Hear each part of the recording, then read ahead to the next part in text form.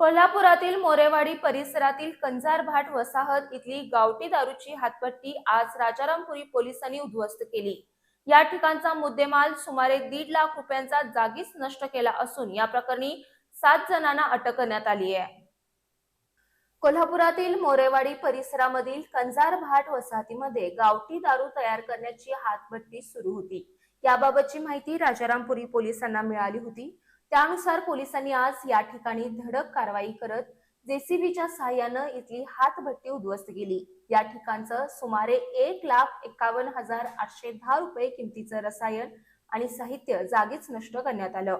या प्रकरणी प्रकाश बागडे, शक्ती माटुंगे, चरण बागडे, विजय बागडे, मनोज मिनेकर, प्रमोद बागडे आणि रोहित माटुंगे या 7 जणांना अटक केली। पोलीस अधीक्षक निलोत्पल बसू, अपर पोलीस अधीक्षक अण्णासाहेब जाधव, शहर पोलीस उपअधीक्षक प्रिया पाटील यांच्या मार्गदर्शनाखाली पोलीस निरीक्षक विकास जाधव, पोलीस उपनिरीक्षक रुपेश इंगळे, पोलीस हवालदार अमोल पाटील, कृष्णात पाटील, शाहू तळेकर, विशाल शिरगावकर, गजानन हराळे, सचिन पाटील, अमोल पाटील, दिगंबर कुंभार, राहुल कदम, सचिन वायदंडे, सूरज भोपळे आणि मिलिंद बांगर यांनी ही कारवाई केली आहे।